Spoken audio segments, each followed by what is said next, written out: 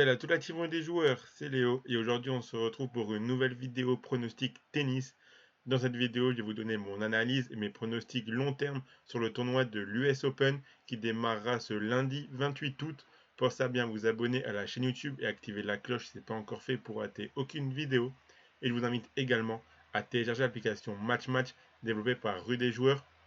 C'est une application gratuite, vous pourrez faire des pronostics quotidiennement sur le football, tout simplement en swipant à droite si vous validez le pronostic proposé et à gauche si vous ne le validez pas. Le but étant de remporter un maximum de pronostics pour gagner des points et figurer parmi les meilleurs joueurs de chaque mois qui seront récompensés par des PSF cards et même une PS5 pour le tout premier. Donc le lien pour la télécharger est en description de la vidéo et elle est compatible avec les appareils Android et iOS. Et si vous souhaitez suivre mes pronostics tennis, vous pouvez le faire avec l'opérateur BetClick qui propose l'offre suivante. Donc votre premier pari qui est remboursé en free bet s'il est perdant à hauteur de 100 euros maximum. Je rappelle que les free bets sont des crédits de jeu non retirables que vous devez obligatoirement rejouer. Pour en profiter, il vous suffit de vous inscrire via le lien qui est dans la description de la vidéo et rentrer le code promo RDJ. Ensuite, vous faites votre premier pari. S'il est gagnant, vous remporterez vos gains. Et s'il est perdant, BetClick vous le rembourse en free bet à hauteur de 100 euros maximum. Attention, je le rappelle à chaque fois, les paris sportifs et jeux d'argent sont interdits aux mineurs. Ils doivent rester un plaisir et un loisir. Donc misez uniquement en fonction de vos moyens et ce que vous pouvez vous permettre de perdre, c'est très important de le rappeler. Donc on y est, le dernier grand chelem de l'année 2023. Ce tournoi s'annonce très intéressant car on attend tous un nouveau match entre Alcaraz et Djokovic en finale, mais on n'est pas à l'abri de voir des résultats surprises, que ce soit chez les hommes ou chez les femmes. Comme à chaque fois, je vous ai préparé mon analyse des deux tableaux et à partir de lundi, je ferai une vidéo par jour sur les matchs du lendemain. Je vais garder mes habitudes en commençant par le tournoi féminin et en respectant le même plan que lors de chaque tournoi. Donc si vous avez regardé mes vidéos d'analyse des précédents tournois, vous ne devriez pas être perdu. Donc on commence avec le tournoi féminin directement. Donc les joueuses à surveiller, à suivre. Bien sûr, il faudra suivre Iga Swiatek qui entame ce tournoi en tant que numéro 1 mondial et qui doit défendre son titre de l'année dernière.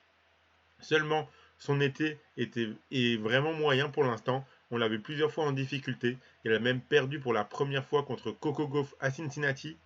L'américaine sera également à surveiller, car si elle tient mentalement, elle fait partie des favorites à coup sûr, surtout à domicile.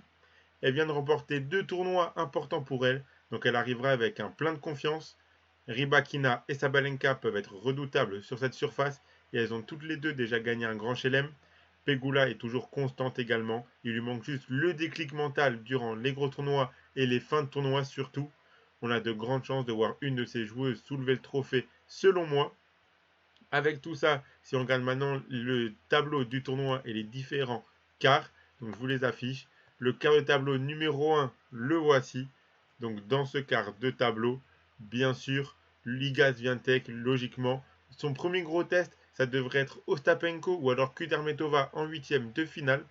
Sauf s'il y a une énorme surprise, la Polonaise devrait assurer sa place en quart de finale assez tranquillement.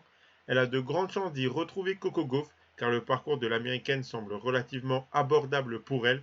On pourrait avoir un Gauff Andreeva au deuxième tour, mais à domicile, je vois l'américaine gagner. Donc j'imagine bien un Swiatek Gauff en quart. Maintenant, il faudra voir si Coco Gauff arrive à réaliser la même performance qu'à Cincinnati. La pression du grand chelem sera plus difficile à supporter pour elle, contrairement à Iga qui en a déjà remporté plusieurs. Le quart de tableau numéro 2, le voici. Donc Rybakina semble avoir le niveau pour atteindre les quarts de finale, mais attention à Azarenka, voire même Tomljanovic qui fait son retour et qui a réalisé un beau parcours l'année dernière. Je vois tout de même Rybakina en quart si elle est au top physiquement. Contre qui? J'aurais envie de dire Sakari, car son parcours semble assez abordable, mais avec la grecque, on n'est jamais sûr de rien. Je pense que Mukova a une carte à jouer, de même que la gagnante du premier tour entre Stephens et Haddad Maia. Le quart de tableau numéro 3, le voici. J'ai bien évidemment envie de voir Caroline Garcia en quart de finale, mais vu la saison de la Française, c'est vraiment loin d'être gagné. Je pense qu'on a plutôt de grandes chances de voir Potapova, Alexandrova ou alors Vondrousova en quart. Je donne un avantage à Alexandrova, même si on sait qu'avec elle, le mental peut vriller à tout moment. Elle vient de perdre d'ailleurs la finale de Cleveland contre Sorribes Tormo. Attention à l'autre partie de ce quart de tableau, on en a également plusieurs joueuses qui ont un coup à jouer. On a Madison Keys qui est très performante sur dur et qui jouera à domicile, de même que Jessica Pegula qui est capable d'aller en quart de finale. Elina Svitolina également, si elle tient physiquement, elle a déjà fait quart à Roland-Garros, demi à Wimbledon depuis son retour, donc pourquoi pas réaliser un troisième beau parcours. Je pense que ça se jouera entre une de ces trois-là, mais pour la constance, j'ai envie de donner un léger avantage à Pegula. Et enfin, le carré tableau numéro 4, le voici. On a Jabber qui a fait finale l'année dernière, sauf que cette saison c'est compliqué pour elle. Elle peut avoir un troisième tour compliqué contre Bouskova. La gagnante ira sûrement en quart de finale. Pour y affronter Sabalenka, selon moi, même si c'est loin d'être fait, la Biélorusse a pas mal d'adversaires capables de varier leur jeu et de l'embêter sur son parcours. Pliskova, Kasatkina potentiellement. Je la vois tout de même capable d'aller chercher ce quart de finale. Donc si je récapitule mes favorites, oula pardon je suis allé trop loin, mes favorites pour remporter les différents quarts de tableau. Donc pour le quart de tableau numéro 1, je vois bien un quart de finale entre Swiatek et Coco Gauff. La cote de Swiatek qui remporte le quart de tableau est à 1,70, celle de Coco Gauff à 3. Donc les deux sont potentiellement intéressantes à miser en amont du tournoi. Pour le quart de tableau numéro 2, Rybakina à 2 ou alors Sakari à 6. Mais Sakari, j'ai un peu plus de mal à y croire. Le quart de tableau numéro 3, Alexandrova est à 20, Pegula est à 3. Donc Alexandrova à 20, ça peut se tenter, mais bon, avec elle, se qualifier en demi-finale d'un grand chelem, franchement, j'y crois que moyennement. Pegula à 3, ça peut être intéressant par contre. Et pour le quart de tableau numéro 4, Sabalenka est à 1,85. C'est un petit peu bas quand on voit le parcours qui peut quand même être relativement compliqué pour elle. Et Jabber est à 3,25. Pourquoi pas tenter la Tunisienne si elle refait un parcours similaire à celui de l'année dernière. Donc avec tout ça, si je devais donner mes favorites pour la victoire finale, il y a bien sûr Swiatek à 3,25 qui est la plus habituée à gagner des grands chelems et qui l'a remporté l'année dernière.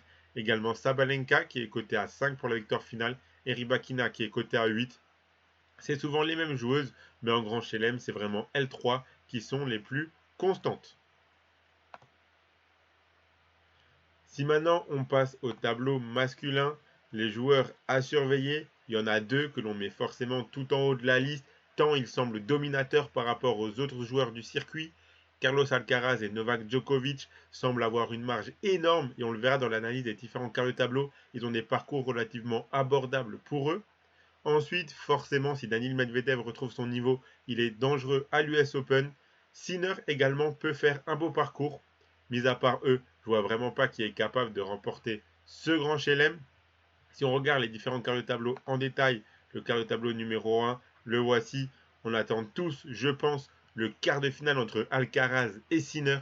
Ces deux joueurs nous livrent toujours de magnifiques batailles. On a encore tous en tête leur match incroyable à l'US Open de l'année dernière.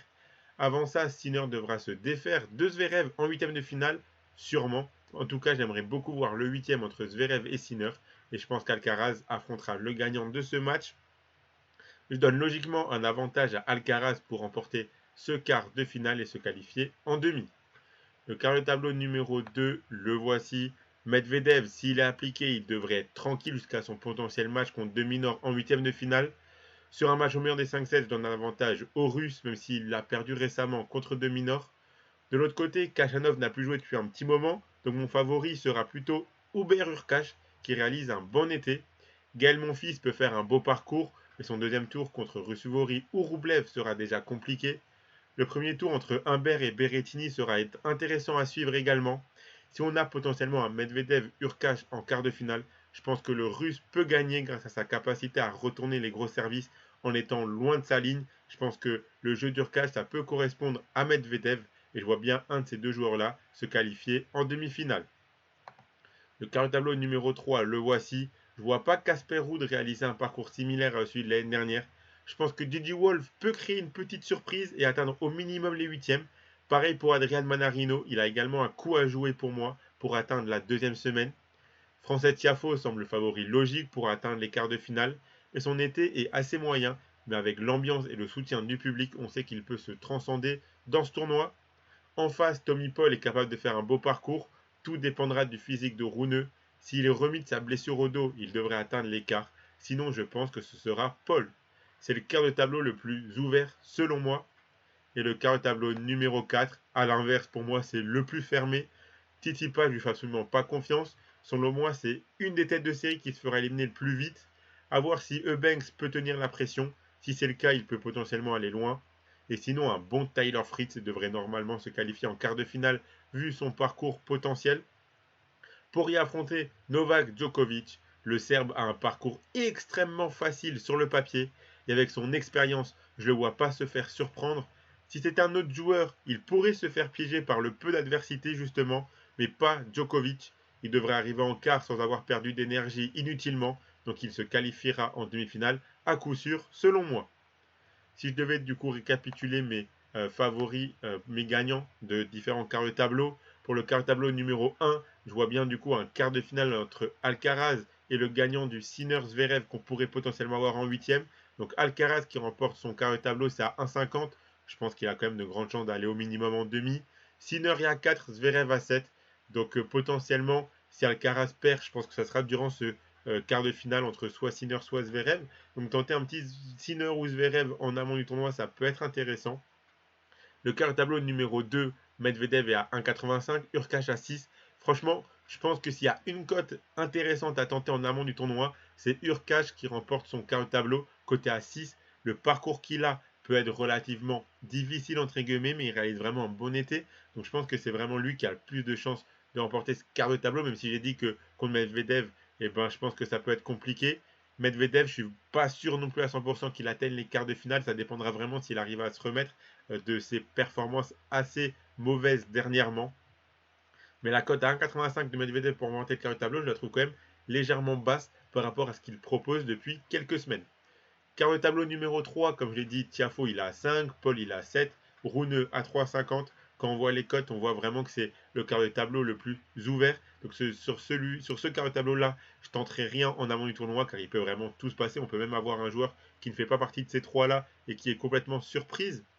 Par contre, le quart de tableau numéro 4, Djokovic, il a 1,30 pour emporter son quart de tableau, mais je pense qu'on peut y aller les yeux fermés. Je vois vraiment pas comment Djokovic peut se faire éliminer avant les demi-finales, voire même avant la finale. Donc voilà, pareil, si je devais donner mes favoris pour la victoire finale de l'US Open chez les hommes, bien sûr, j'en garde que deux. Djokovic à 2,20, Alcaraz à 2,75. J'ai vraiment envie de voir cette finale et quand on voit leurs précédents affrontements qui sont extrêmement disputés, on peut être sûr de deux choses. Si on a cette finale, le match sera incroyable et c'est impossible de prédire qui le remportera. Donc moi, je ne me risquerai pas à tenter un pari sur le vainqueur final du tournoi. J'ai mis mon top 3 parce que d'habitude j'en donnais 3, mais là, il n'y en a que 2 parce que je vois vraiment pas qui, à part l'un des deux, peut remporter ce tournoi de l'US Open. Donc voilà pour ma petite analyse pré-tournoi de cette US Open 2023. Comme je l'ai dit, je ferai des vidéos pronostiques tous les jours sur les matchs du lendemain dès ce lundi, comme je le fais lors de chaque grand chelem. J'espère que vous serez à nouveau au rendez-vous. Vous êtes souvent, voire même tout le temps, au rendez-vous sur mes vidéos tennis. Ça me fait extrêmement plaisir. J'espère vibrer à nouveau durant ce dernier grand chelem de l'année avec vous. Pensez à bien vous abonner à la chaîne YouTube et activer la cloche si ce n'est pas encore fait pour rater aucune vidéo. Je vous invite également à aller voir ma vidéo Comment parier sur le tennis si vous n'êtes pas trop à l'aise avec les paris sportifs sur le tennis pour tout comprendre et me suivre durant cette US Open qui s'annonce vraiment incroyable et très intéressant. Moi, je vous souhaite à tous une très bonne journée. Je vous dis à lundi pour la première vidéo pronostic de cette US Open 2023 et je vous dis du coup bon week-end.